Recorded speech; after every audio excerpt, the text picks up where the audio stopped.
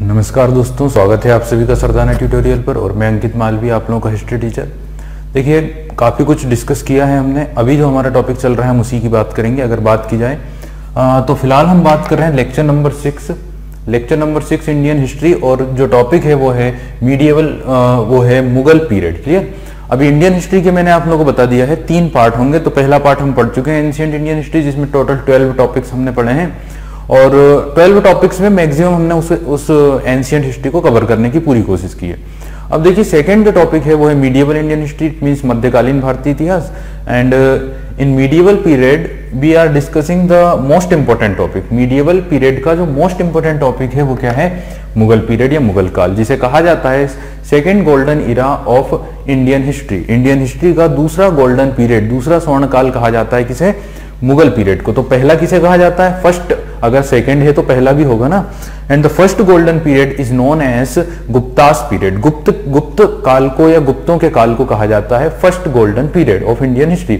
अच्छा, मुगल पीरियड को क्यों कहते हैं first golden, second golden period? क्योंकि इस पीरियड में कला का, साहित्य का, खान पान का, चित्रकारिता का, इन सारी चीजों का एक हाई लेवल तक क्या हुआ? डेवलपमेंट हुआ, एकदम उच्चतम स्तर तक क्या हुआ? विकास हुआ। इसीलिए इस पीरियड को कहा जाता है golden period of Indian history. Clear? ठीक है। देखिए, अगर हम बात करें ना मुगल बादशाहों की, तो हर एक मुगल बादशाह के समय पर कुछ ना कुछ चीज में काफी डेवलपमेंट हुआ। जैसे शाहजहां के काल की अगर हम बात करें, द पीरियड ऑफ शाहजहां या रील्म ऑफ शाहजहां, उस समय पर क्या हुआ कि आर्किटेक्चर के मामले में इंडिया विश्व भर में क्या हुआ? विख्यात हुआ या फेमस हुआ। किसके समय पर? आपके शाहजहां के समय पर। क्लियर? इस तरह से चीजों को ध्यान रखिएगा। देखिए, फिलहाल हम बात कर रहे हैं, क्योंकि हमने बाबर या जहीरुद्दीन मोहम्मद बाबर के बारे में काफी डिस्कस कर ली है, डिटेल में सारी चीजें पढ़ ली हैं। जहीरुद्दीन मोहम्मद बाबर कहाँ का शासक था, वो किस जाति से बिलोंग किया करता था, वो किसका वंशज था, उसके पिता का नाम क्या था, माता का नाम क्या था। क्लियर? और फिर इंडिया में किस तरह से उसने एंट्री करी है, किस युद्ध के साथ उसने इंडिया में एंट्री करी है, फिर उसने इंडिया में कौन कौन से युद्ध लड़े हैं, कौन कौन से मस्जिद बनवाए हैं। याद रखिएगा, उसी के शासनकाल के समय उसी का एक सेनापति हुआ करता था मीर बाकी नहीं, 1527-28 में बनवाई थी बाबरी मस्जिद। कहां पर? अयोध्या में। तो अयोध्या में बाबरी मस्जिद बाबर के सेनापति ने बनवाई थी, ना कि बाबर ने बनवाई थी। ऑब्वियसली बाबर के ऑर्डर पर बनवाई होगी, बट बनवाने में नाम जो आता है वो मीर बाकी का आता है। Mir Baqi is the minister of या armed minister of Babur. Clear? Babur का ही आर्म्ड मिनिस्टर हुआ करता था, सेनापति। अब बाबर का ही पुत्र, जिसका नाम क्या था? Nasiruddin Mohammad Humayun. He became the next emperor of Mughal period या मुगल डायनेस्टी का जो दूसरा बादशाह बना, वो बाबर का ही पुत्र नासिरुद्दीन मोहम्मद हुमायूं बना। हुमायूं के टाइम पीरियड की अगर बात की जाए ना, सबसे पहली चीज आपको यहाँ पे याद रखने में थोड़ी प्रॉब्लम होगी। देखिए, ये तो क्लियर है कि बाबर के बाद, इट मींस बाबर का टाइम पीरियड इंडिया में 1526 से 30 तक था, 1526 से 1530 तक। उसके बाद ही हुमायूं का शुरू हुआ होगा। लेकिन हुमायूं का जो शासनकाल है वो 2 पार्ट में रहता है। तो मैं आप लोगों को बता देता हूं कि कौन कौन से टाइम पीरियड रहेंगे हुमायूं के। जो फर्स्ट सेक्शन रहेगा हुमायूं के शासनकाल का, वो रहेगा 1530 से 1540 तक। पहला सेक्शन 1530 से 1540 10 ईयर तक रूल करता है हुमायूं। देन उसके फिर कुछ कॉन्फ्लिक्ट्स होते हैं, कुछ डिस्प्यूट होते हैं, और battle of Chausa and battle of Bilgram, इन युद्ध में उसकी पराजय हो जाती है, काफी बुरी तरीके से उसकी हार हो जाती है। किसके हाथों से? शेरशाह सूरी, जो अफगान रूलर है या अफगान शासक था। शेरशाह सूरी, सूर डायनेस्टी का बताया था ना। बाबर ने जब एक चंदेरी का युद्ध जीता था, तब उसी ने नोटिफाई कर लिया था शेरशाह सूरी को, और अपने मंत्री, अपने सेनापति मीर बाकी को कह दिया था कि इसके ऊपर नजर रखना, ये मुगल साम्राज्य के लिए सबसे बड़ा खतरा साबित हो सकता है। उसी शेरशाह सूरी ने कन्नौज और बिलग्राम के युद्ध में पराजित कर दिया था हुमायूं को, और हुमायूं को इंडिया को छोड़कर, भारत को छोड़कर बाहर जाना पड़ा था, या दिल्ली और आगरा का जो उसका साम्राज्य था उसे उस साम्राज्य से अपना हाथ धोना पड़ा था। और 15 ईयर वो इधर उधर जो है इंडिया में यहाँ वहां शरण लेता रहा, भटकता रहा, स्ट्रगल करता रहा, संघर्ष करता रहा। क्लियर? इसी बीच उसका विवाह भी हुआ, उसने निकाह भी किया इसी दौरान 1541 में हामिदा बानो बेगम से, और 1542 में ही मुगल साम्राज्य के सबसे महान शासक अकबर का जन्म हुआ। क्लियर? अकबर का जो जन्म हुआ, उनकी जो माँ थी वो थी हामिदा बानो बेगम। तो हामिदा बानो बेगम के गर्भ से अकबर का जन्म हुआ 1542 में। अकबर का जो जन्म हुआ ना, इसी दौरान जब वो भटक रहे थे, संघर्षरत थे, तभी राणा बीरसाल के महल में, जो अमरकोट के राजा थे, अमरकोट के राजा राणा बीरसाल के महल में अकबर का जन्म होता है। क्लियर, 14 अक्टूबर 1542 में। तो पहला, अच्छा फिर क्या होता है कि वहां से वो वापस रिटर्न करते हैं और सक्सीड करते हैं और सक्सेसफुली इंडिया को कैप्चर करते हैं, अपने एम्पायर को वापस से रीगेन करते हैं। देखिए हुमायूं, मैं आप लोगों को बता दूं, हुमायूं का जो जीवन है ना, ये काफी संघर्ष वाला जीवन है, और ऐसा जीवन, ऐसी लाइफ एक भाग्यशाली व्यक्ति ही जी सकता है। क्लियर, जिस व्यक्ति का भाग्य काफी अच्छा हो, क्योंकि आप देखेंगे इनके जीवन में काफी उतार चढ़ाव आएंगे, काफी ज्यादा इन्हें स्ट्रगल करना पड़ेगा, लेकिन फिर भी इनके हाथों में एम्पायर मिल भी जाएगा। और फिर एम्पायर मिलने के बाद ज्यादा समय तक उस एम्पायर की जो खुशी है, जो एम्पायर का सुख है, वो भी नहीं भोग पाएंगे और कुछ ही दिनों में उनकी डेथ भी हो जाएगी। इट मीन्स अगर बात की जाए तो काफी भाग्यशाली भी थे और काफी इनका भाग्य खराब भी था, कुछ भी बोल सकते हैं। देखिए हुमायूं शब्द का मतलब ही होता है भाग्यशाली। क्लियर, हुमायूं वर्ड की जो मीनिंग है दैट मीन्स का मतलब होता है भाग्यशाली। क्लियर, जिसका भाग्य अच्छा हो, इट मीन्स। अब देखिए टाइम जो है ना, तो पहला पीरियड ये बताया, फिर वापस आते हैं और वापस से कैप्चर कर लेते हैं अपने एम्पायर को, और ये जो टाइम होता है ये होता है 1555 से 1556, 1556। क्लियर, तो इस तरह से चीजों को ध्यान रखना है आप लोगों को। किस तरह से आप लोग देख रहे हैं कि पहला जो सेक्शन है वो यहाँ पे है, और ये वाला जो पार्ट है ये सेकंड पार्ट है, हुमायूं के शासनकाल का दूसरा पार्ट, 1555 से 1556। चलिएगा अब स्टार्ट करते हैं कुछ चीजों को, स्टार्टिंग से, शुरू से। छोटी छोटी चीजें हैं जो आप लोगों को ध्यान में रखना है। जैसे कि सबसे पहली ही बात जो आपसे पूछी जाएगी वो पूछी जाएगी कि इनका जन्म या इनका बर्थ कहां पर हुआ है, बॉर्न, जन्म। तो अगर जन्म की बात की जाए तो हुमायूं का जो जन्म हुआ था ना, हुमायूं का जन्म हुआ था 6 मार्च 1508 को, 6 मार्च 1508 को। कहां हुआ था इनका जन्म? हुआ था काबुल में। काबुल की बात की जाए तो प्रेजेंट में, वर्तमान में Kabul is the capital of Afghanistan. अच्छा, कहां हुआ है? काबुल में हुआ। काबुल कहां? अफगानिस्तान में। अब आप लोग बताइए, क्या बाबर उस समय अफगानिस्तान में था? ऑब्वियसली अफगानिस्तान को या काबुल को कैप्चर कर लिया था 1504 में। बाबर ने काबुल को कब कैप्चर कर लिया था? 1504 में। अब ये टाइम में इसलिए बता रहा हूं क्योंकि टाइम आपसे पूछे जाएंगे बार बार। बाबर राजा बन गया था, शासक बन गया था कहां का? फरगना का। फरगना का वो शासक बना, बट जब वो शासक बना 11 ईयर की एज में, तभी उज्बेकों ने उसके ऊपर आक्रमण कर दिया और वहां से उसे मूव करना पड़ा, वहां से उसे भागना पड़ा। और वो भागकर कहां चला गया था? समरकंद। और समरकंद के ऊपर भी उसके उज्बेक शासकों ने उसके ऊपर अटैक कर दिया और वहां से भी उसको भागना पड़ा। और वहां से भागकर वो कहां आया? अफगानिस्तान के काबुल। और काबुल को उसने कैप्चर कर लिया था 1504 में। और 1507 में, 1507 में उसने बादशाह की उपाधि, बादशाह या पातशाह की उपाधि धारण कर ली थी। क्लियर? काबुल और कंधार कैप्चर करने के बाद 1508 में यहीं पर उसके पुत्र का जन्म हुआ, जिसका नाम क्या था? नासिरुद्दीन मोहम्मद हुमायूं। इन 1508, 6 मार्च 1508, कहां पर? काबुल में। तो इतनी बात आप लोगों को क्लियर हो गई होगी। ठीक है, अगर हम बात करें इनकी माँ का क्या नाम था, मदर्स नेम, क्योंकि फादर का नाम तो पता ही है आप लोगों को। What was the name of his mother? अगर हम इनकी माँ की बात करें तो इनका नाम था महम बेगम। महम बेगम was his mother। तो इनकी माँ का नाम था महम बेगम। क्लियर? और रिलीजन की बात की जाए ना, यहां पे क्वेश्चन पूछ लेता है। बाकी तो सभी के रिलीजन हमें पता है, बट यहां पे ना रिलीजन का भी एक पॉइंट आपको ध्यान में रखना है।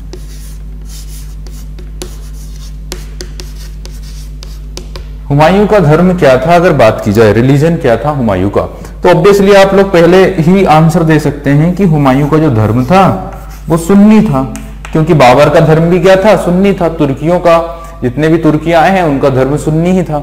अफगानियों का भी धर्म सुन्नी ही था। क्लियर? और ध्यान रखिए, तुर्की और अफगानी, तुर्की और अफगानी ये कट्टर दुश्मन हुआ करते थे। इनके बीच में काफी पक्की दुश्मनी थी। किसकी? तुर्की की और किसकी? अफगानियों की। क्लियर? और अगर बात की जाए शेरशाह सूरी की, तो वो अफगान ही था। महमूद लोदी या लोधी डायनेस्टी और फिर शेरशाह सूरी सब अफगान रूलर्स थे। और अच्छा, महमूद लोदी कौन है? Mahmud Lodi was the little brother of या younger brother of Ibrahim Lodi. Clear? यहां पे क्या बात हो रही है कि तुर्की और अफगानी इनके बीच में काफी दुश्मनी थी, है ना, ये बात ध्यान रखना। इनका रिलीजन क्या था? सुन्नी। अच्छा, अफगानियों का भी सुन्नी था ना, कोई ऐसी बात नहीं है कि वो शिया थे, ये भी सुन्नी थे। बट क्या हुआ कि when he went in Persia, जब ये पर्सिया गया, पर्सिया के जो शाह थे, जो शासक थे, इट मीन शाह तहसम, जब वो शाह तहसम के दरबार में गया उनसे मदद मांगने, उनसे हेल्प मांगने, तब उन्होंने ये शर्त रखी, उन्होंने दो शर्तें रखी। पहली शर्त ये कि सबसे पहले तो you have to convert your religion, you have to convert from Sunni to Shia, आपको शिया बनना होगा। एंड सेकंड कंडीशन ये रखी कि हम आपको 12,000 के लगभग हमारी फोर्स दे देंगे और आप अपने एम्पायर को डबल से कैप्चर कर लेना। बट जब आप अपने भाई के ऊपर अटैक करेंगे ना, कामरान के ऊपर, जो कांधार और काबुल को कंट्रोल किए हुए है, तो कांधार वाला जो क्षेत्र है वो आपको हमें सौंपना होगा। क्लियर? कांधार हमें देना होगा। ये शर्त रख दी थी किसने? ये शर्त रख दी थी ईरान के शासक शाह तहशम ने, और उसी के प्रेशर में आकर इन्होंने ऐसा एक्सेप्ट कर लिया और ये बन गए शिया। तो एकमात्र मुगल शासक जिसका धर्म क्या था? शिया था। क्लियर? तो इन्होंने शिया धर्म एक्सेप्ट कर लिया था in due to the pressure of Persian ruler, Persian शासक के प्रेशर में, दबाव में आने के बाद। तो दो कंडीशंस थी। चलिए आगे चलते हैं, अब आगे डिस्कस करते हैं यहां पर बाबर हुमायूं के जीवन में और क्या क्या चीजें हुई हैं। अब देखिएगा यहां पे सबसे पहले हम बाबर से स्टार्ट करते हैं। आप लोगों को पता है कि इनके पहले रूल किसका था? बाबर का था। जहीरुद्दीन, मोहम्मद, बाबर, और फिर टाइटल्स जोड़ना है, जहीरुद्दीन, मोहम्मद, बाबर, बादशाह या पातशाह, कलंदर, काजी।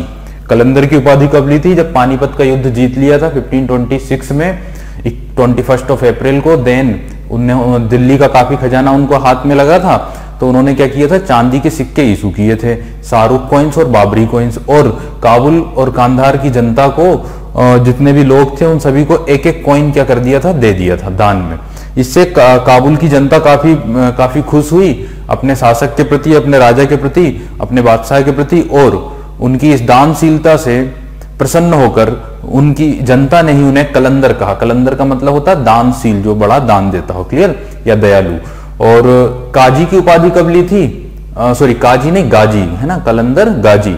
गाजी जो टाइटल लिया था वो आफ्टर द बैटल ऑफ खानवा। खानवा का युद्ध लड़ा था किसके अगेंस्ट में? राणा सांगा के अगेंस्ट में। और राणा सांगा के साथ युद्ध में जब वो खानवा का युद्ध जीत गए, then he took the title Ghazi. Ghazi का मीन्स होता है the person who killing non Muslim, जो नॉन मुस्लिम को मारे उसे बोलते हैं गाजी। देखिए, बाबर के 4 पुत्र थे और सबसे एल्डेस्ट, सबसे बड़ा जो पुत्र था वो था हुमायूं। क्लियर? सबसे बड़ा पुत्र इनका कौन था? हुमायूं था। जब इनकी मृत्यु हुई थी ना, तब इन्होंने अपने सबसे बड़े बेटे हुमायूं को ही अपना सक्सेसर क्या कर दिया था? अपॉइंट कर दिया था, अपना उत्तराधिकारी अपॉइंट कर दिया था हुमायूं को। किसने अपॉइंट कर दिया था हुमायूं को अपना सक्सेसर? जहीरुद्दीन मोहम्मद बाबर ने। क्लियर हो गई बात? हुमायूं के बाद, अच्छा एक बात जरूर ध्यान रखना, राजा बनने के पहले, शासक बनने के पहले, at the age of 12 year in 1520 में, during the realm of Babur, he was appointed as a subedar या वायसराय, है ना, या governor. He was appointed as a governor in Badakhshan. वादख्वा जो पाकिस्तान में है, वहां का इन्हें क्या बनाया गया था?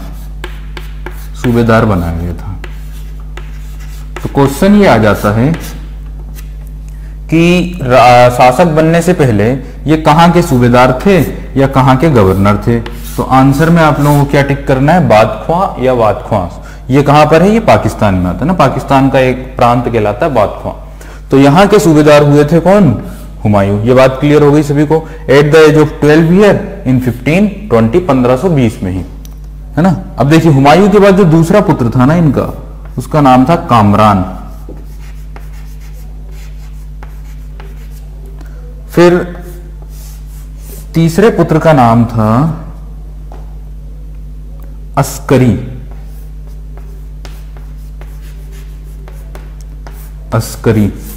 क्लियर। और चौथे पुत्र का नाम था हिंदाल।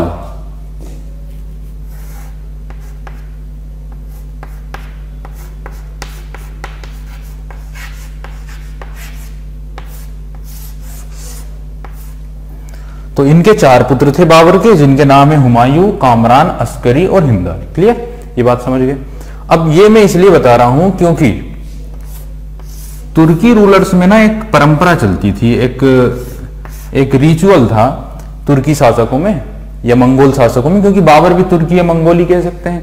तैमूर की बात की जाए तो तुर्की रूलर था और चंगेज खान मंगोल शासक था, उन्हीं का वंशज था बाबर। 5वां वंशज कहा जाता है तैमूर लंग का, और 14वां वंशज कहलाता है चंगेज खान का। तो क्या हुआ कि उनमें ये परंपरा थी कि साम्राज्य का बंटवारा किया जाता था, समझ गए ना, अपने पुत्रों में साम्राज्य का बंटवारा किया जाता था।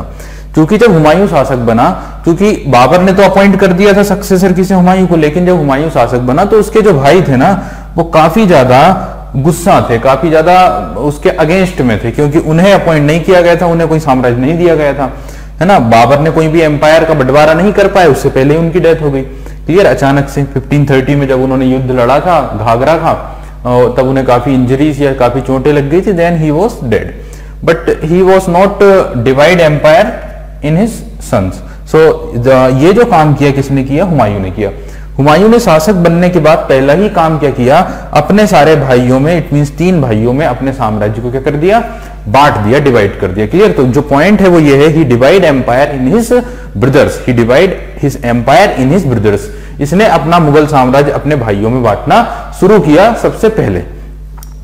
इट मींस कि काफी अच्छा व्यक्ति रहा होगा हुमायूं, अदरवाइज आप लोग समझ सकते हैं कि किसी के हाथ में अगर साम्राज्य आएगा तो वो बांटना कभी नहीं चाहेगा, बट हुमायूं काफी अच्छा दयालु किस्म का व्यक्ति था, रहा होगा, इसीलिए उसने साम्राज्य को क्या किया, बांटा अपने भाइयों में। अब यहां से क्वेश्चन ये बनेगा, देखिए जो भाई है ना कामरान, अच्छा शुरू में तो ये बांट रहा है सभी को, लेकिन जब हेल्प के लिए इन्हें बुलाएगा ना तो कोई हेल्प करने आएगा नहीं उसकी, है ना।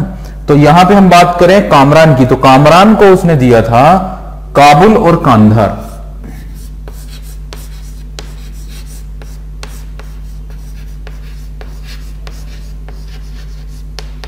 काबुल और कांधार, और पंजाब भी बोल सकते हैं, काबुल कांधार, चलो 2 एरिया मान लो, काबुल और कांधार। काबुल और कांधार किसके हाथ में आए थे, कामरान के हाथ में। क्लियर, कामरान को मिला था काबुल और कांधार। अस्करी की अगर बात की जाए तो अस्करी को मिला था संभल, ये राजस्थान वाले रीजन में आता है संभल, गुजरात राजस्थान वाला जो क्षेत्र है उसको बोलते हैं संभल। तो संभल वाला क्षेत्र मिला था अस्करी को। और हिंदाल की अगर बात की जाए तो हिंदाल को मिला था अलबर और Mewat.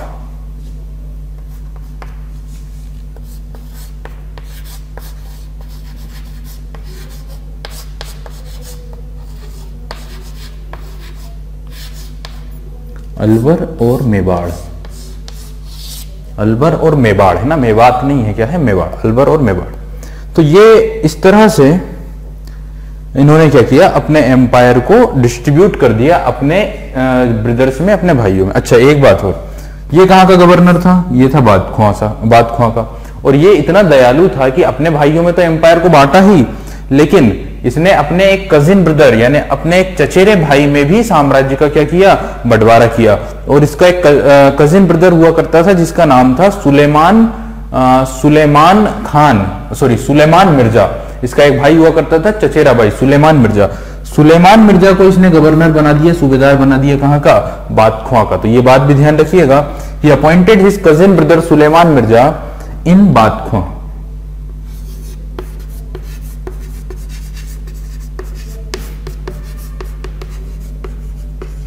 He appointed Suleman Mirza as a governor in Badakhshan. चलिए कोई डाउट अभी इसमें, इतनी बातें समझ में आ गई होगी कि आखिर शासक बनने के बाद हुमायूं ने क्या क्या किया है, क्या क्या नहीं किया। इनिशियली है, देखिए हम डिटेल में पढ़ रहे हैं इसलिए हम एक एक पॉइंट को कोशिश करेंगे कि ज्यादातर सारी चीजें क्लियर हो जाएं, और जो काम की चीज नहीं है वो हमें स्किप करने की कोशिश करेंगे। तो इस तरह से मैंने आप लोगों को बताया कि ये सारी चीजें हैं। ये बता चुका हूं कि at the age of 12 year he was appointed as a governor as a viceroy of Badakhshan. तो बादख्वा का गवर्नर कब अपॉइंट हुआ था, at the age of 12 year, है ना। चलिए इसके पिता की विश के आधार पर, है ना, इसके पिता की इच्छा के आधार पर ये डिस्ट्रीब्यूशन हुआ था एम्पायर का या साम्राज्य का अपने भाइयों में। चलिएगा अब आगे बढ़ते हैं और अब हम डिस्कस करते हैं अगले नेक्स्ट पॉइंट की।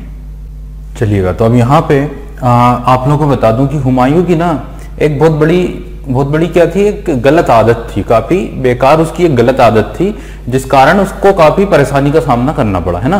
तो एक उसकी गलत आदत थी और एक उसकी अच्छी आदत भी बोल सकते हैं, या एक उसकी ऐसी लत थी, वो भी हम डिस्कस करते हैं। देखिए एक उसकी जो गलत आदत थी ना, गलत जो उसकी हैबिट थी वो ये थी, लाइक हिज फादर, उसके पिता की तरह, like his father he was a frequently user of opium. He was frequently user of opium. Opium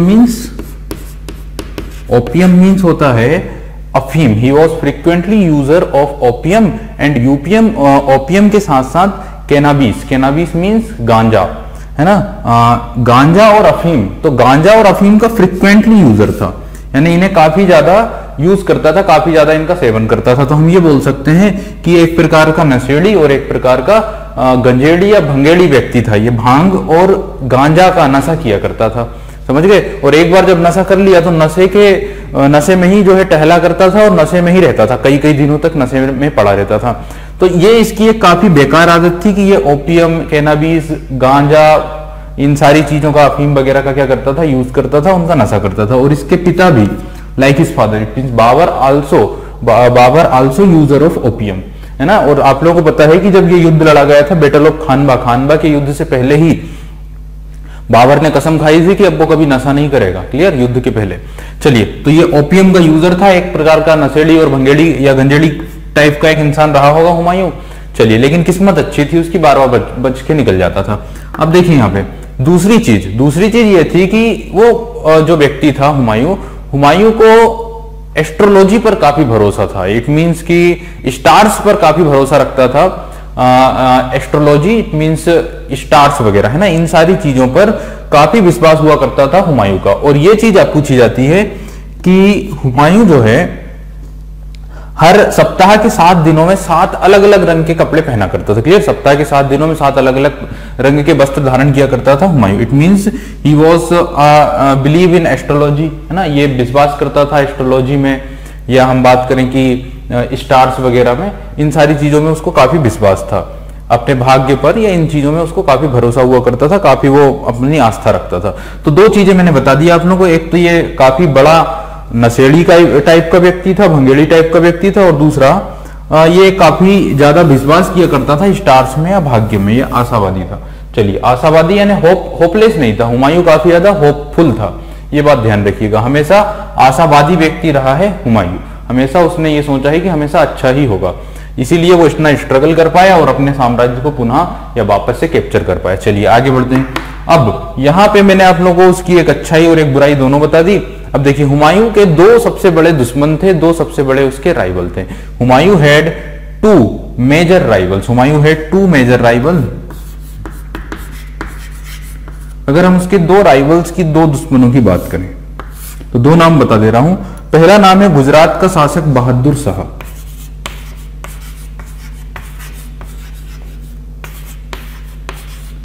Bahadur Shah कहां का शासक था?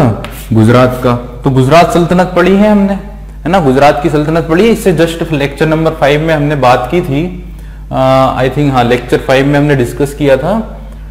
जितने भी इंडिपेंडेंट स्टेट्स थे बिटवीन 14 टू 16 सेंचुरी, 14वीं से 16वीं शताब्दी के बीच में जितने भी स्वतंत्र राज्य थे, जितने भी इंडिपेंडेंट प्रोविंशियल स्टेट्स थे, उनके बारे में बात करी थी। आप लोग रिवाइज या रिकेप कर लेना, पन्ने पलट कर देखिएगा अपनी कॉपी में। तो वहां पे क्या है कि हमने 5 स्टेट्स के बारे में पढ़ा है। साउथ इंडिया में हमने बहमनी किंगडम या बहमनी सल्तनत और विजयनगर एम्पायर को डिस्कस किया। फिर नॉर्थ इंडिया की बात करें तो वहां पे जौनपुर के अलावा मालवा, और मालवा के बाद गुजरात, इन 3 स्टेट्स को डिस्कस किया था। कहां पे? उस टॉपिक में, नॉर्थ इंडिया में, और 2 स्टेट साउथ इंडिया में। तो वहीं बहादुर शाह का जिक्र किया होगा हमने गुजरात में। गुजरात का शासक था बहादुर शाह, क्लियर। एक मजबूत बहादुर शासक हुआ करता था, यानी सही साठ नाम भी उसी के नाम पर है, बहादुर शाह। बहादुर शाह गुजरात का शासक था। और दूसरा दुश्मन आप लोगों को पता ही है कौन था? दूसरा दुश्मन था अफगानी शासक शेर शाह सूरी।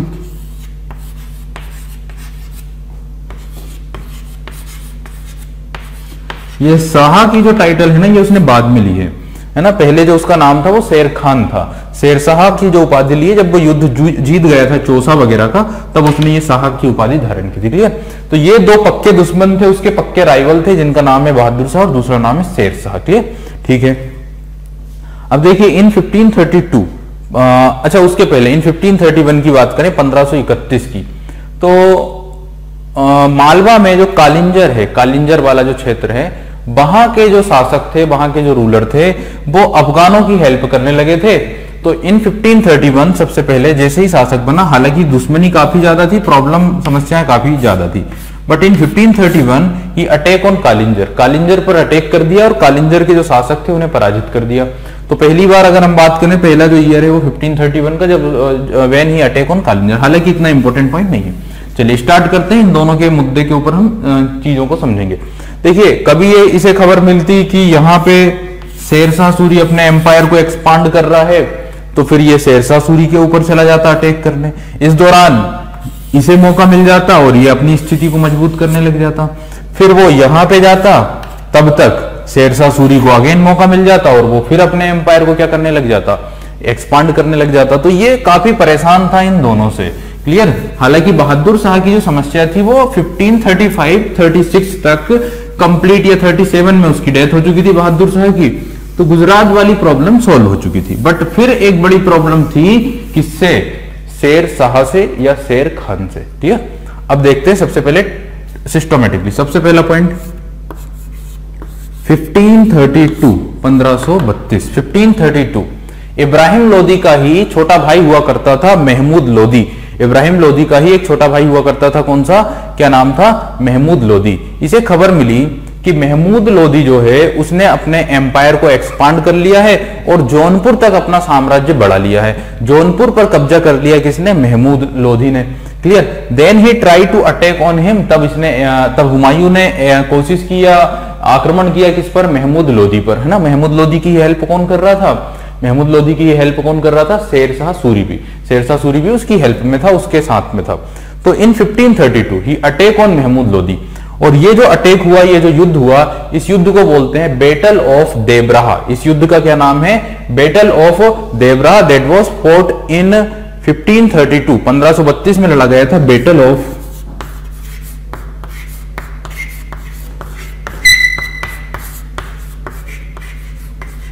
देवराहा। किस किस के बीच में, Mahmud Lodi and Humayun. It means Mahmud Lodi और हुमायूं। महमूद लोदी भी अफगानी था, तो आप लोगों से ऐसा ही पूछ सकते हैं, अफगान और हुमायूं के बीच में इस युद्ध में हेल्प कौन कर रहा था उसकी, इस युद्ध में हेल्प कर रहा था शेरशाह सूरी। क्लियर।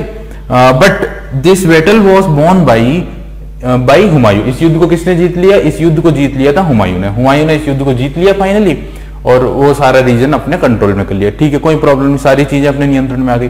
अब इन 1533 यहां पे एक अच्छी बात आप लोगों को लिखना है। क्या अच्छी बात है, ही बिल्ट दीन ए पनाह पैलेस। इसने दिल्ली में एक महल बनवाया जिसका नाम था दीन ए पनाह। ही बिल्ट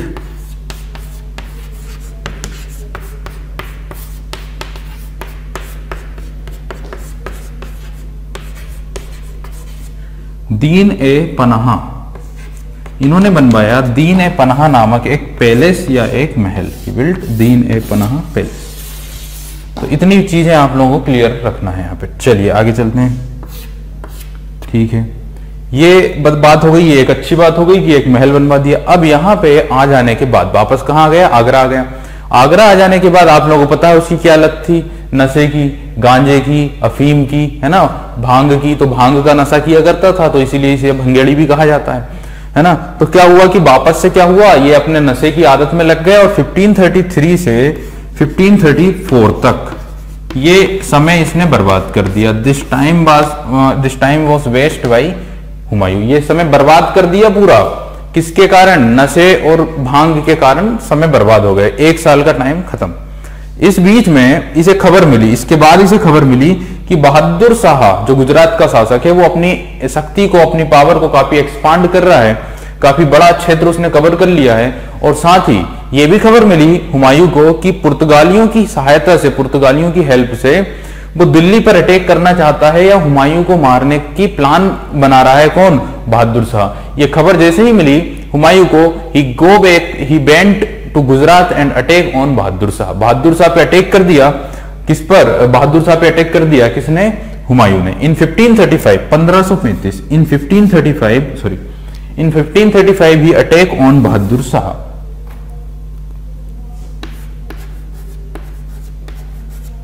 अच्छा, जिस समय की हम बात कर रहे हैं ना 1535, अगर आप बहादुर शाह वाले टॉपिक को देखें पन्ने पलटकर, तो आप लोगों को पता होगा कि बहादुर शाह ने कॉन्कर कर लिया था मालवा को। मालवा को किसने कॉन्कर कर लिया था? बहादुर शाह ने। क्योंकि मालवा के जो शासक वगैरह थे, महमूद खिलजी वगैरह, है ना, फिर महमूद खिलजी के बाद भी एक गयासुद्दीन खिलजी आए थे, उन लोगों ने काफी समय तक कॉन्कर किया हुआ था गुजरात को। बार बार गुजरात पे अटैक करके गुजरात को कॉन्कर किया हुआ था उन लोगों ने। देन जब मौका मिला गुजरात के शासकों का, और पहली बार बहादुर शाह ने अटैक किया मालवा पर, मालवा को कैप्चर कर लिया था किसने? बहादुर शाह ने। तो जिस समय इन पर अटैक हुआ उस समय मालवा भी किसके कंट्रोल में था? बहादुर शाह के, है ना। 1531 से 1537 तक मालवा को इन्होंने ही कैप्चर किया था। किसने? बहादुर शाह ने। आप लोग पन्ने पलट कर देख लेना, है ना, प्लीज। मैं आप लोगों को बता रहा हूं क्योंकि चीजें ऐसे याद नहीं होती, चीजों को बार बार आपको रिवाइज करना पड़ता है। तो तभी हमने बहादुर शाह को पढ़ा था, तो आप लोग पन्ने पलट कर देखेंगे तो आपको मिल जाएगा कि उसमें हमने लिखा हुआ है मालवा वाले टॉपिक में, और गुजरात वाले टॉपिक में मिल जाएगा, है ना, दोनों टॉपिक्स में। अब यहाँ पे क्या हुआ? इन 1535 Humayun attack on Malwa, Humayun attack on Gujarat. और गुजरात में जब अटैक किया इन्होंने बहादुर शाह पर, तो बहादुर शाह को इजीली उसने क्या कर दिया? पराजित कर दिया, और उसके किले पर और उसके पूरे क्षेत्र पर क्या कर लिया? जीत लिया, कंट्रोल कर लिया। किसने? हुमायूं ने। तो हुमायूं ने गुजरात के साथ साथ किसे जीत लिया? मालवा को भी जीत लिया, गुजरात को भी जीत लिया, चंपानेर वाले क्षेत्र को भी जीत लिया, और साथ ही मालवा की राजधानी मांडू हुआ करती थी। आप लोग ना, मालवा की कैपिटल क्या थी? मांडू। तो मांडू को भी कैप्चर कर लिया। मांडू में एक बहुत बढ़िया किला हुआ करता था, वो किला जो हुसंग शाह ने बनवाया था। हुसंग शाह की बात करें तो मालवा में ही आप जब पढ़ेंगे खिलजी वंश, खिलजी वंश के पहले हुआ करता था गुरिद या गौरी वंश, है ना। तो गौरी वंश के ही एक दूसरे शासक हुआ करते थे, कौन से? दूसरे नंबर पे आए थे, जिनका नाम क्या था? हुसंग शाह। हुसंग शाह के नाम पर ही होशंगाबाद शहर उन्होंने स्टेब्लिश किया है, या उन्हीं के नाम पर है होशंगाबाद। हुसंग शाह काफी फेमस रूलर हुए थे इस डायनेस्टी के, गुरिद डायनेस्टी के। और हुसंग शाह के बाद ही आए थे कौन? ये खिलजी डायनेस्टी वाले लोग, महमूद खिलजी, और उनके बाद फिर गयासुद्दीन खिलजी, और फिर उसके बाद आए थे ये लोग, कौन? बहादुर शाह, अहमद शाह, ये लोग। तो यहाँ पे क्या हुआ? और सबसे आखिरी में कौन थे? बाज बहादुर। सबसे आखिरी वाले, आखिरी जो शासक थे मालवा के, वो कौन थे?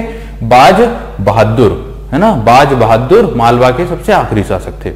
बाज बहादुर को हरा दिया था किसने? अकबर ने, है ना। और उसकी एक रानी हुआ करती थी, काफी खूबसूरत रानी थी, उसने जहर खा लिया था। चलिए, in 1535 he attack on Gujarat and captured Gujarat, Malwa, Champaner, Mandu, the great fort of Mandu also. इन सारे रीजन को कॉन्कर कर लिया किसने? किसने कॉन्कर कर लिया? ये सब रीजन कॉन्कर कर लिया है हुमायूं ने। क्लियर? 1535 यहां पे मैं लिख दे रहा हूं, ये अटैक ऑन गुजरात।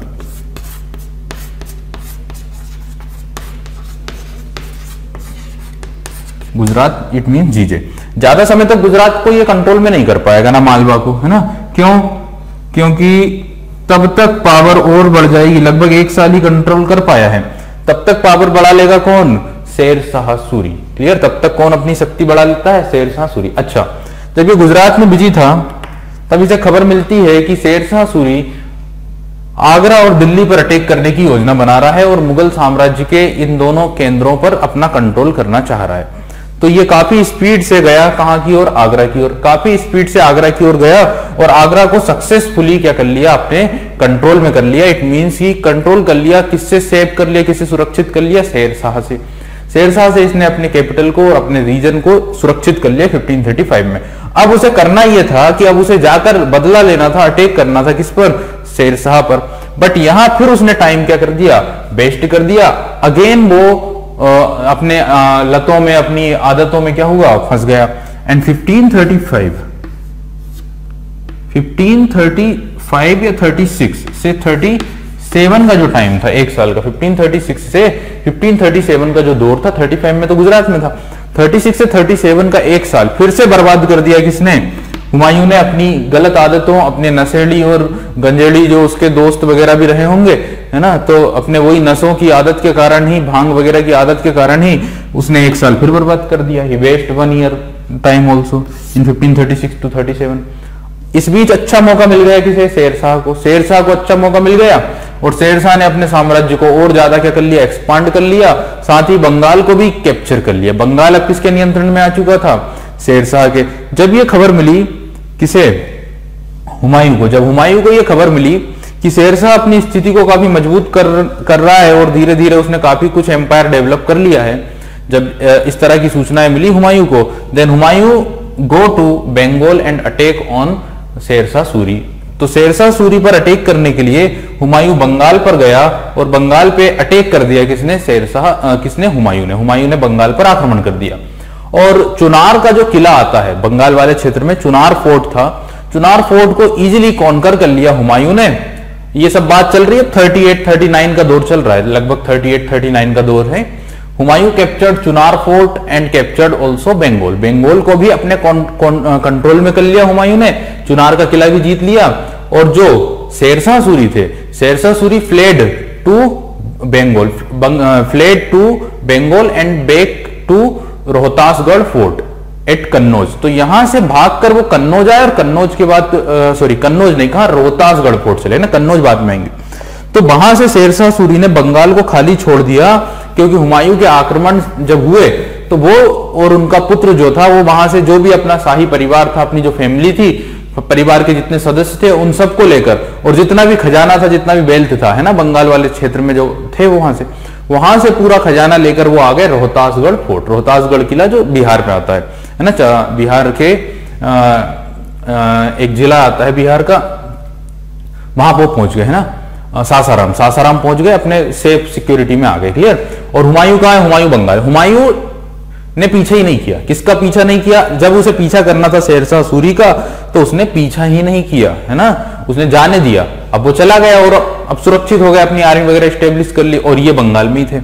अब बंगाल में थे तो यहां पे फिर इन्होंने अपने टाइम को क्या किया? बर्बाद किया। इंस्टीट पीछा करने के इन्होंने अपने आप को क्या कर लिया? अपने हरम के अंदर, अपने हरम में अपने आप को बंद कर लिया और हर प्रकार की विलासितापूर्ण एक्टिविटी में क्या हो गए? ये लग गए। इट मींस की shut himself up for a considerable time in his harem and indulge himself in every kind of luxury. Clear. तो इन्होंने अपने आप को शट डाउन कर लिया, अपने आप को बंद कर लिया है अपने हरम के अंदर, और हर प्रकार की विलासिता या लग्जरी जीवन में व्यतीत कर दिया टाइम, है ना, काफी समय बर्बाद कर दिया। जो टाइम काफी महत्वपूर्ण था, काफी टेक्टिकली इंपॉर्टेंट टाइम था, कि उन्हें पीछा करना था शेरशाह सूरी का और उसे वहीं खदेड़ देना था, लेकिन उसका पीछा नहीं किया, अपनी गलत आदतों में वहीं पर फंसे रहे। अब इसके बाद क्या हुआ उसको अपन पढ़ते हैं।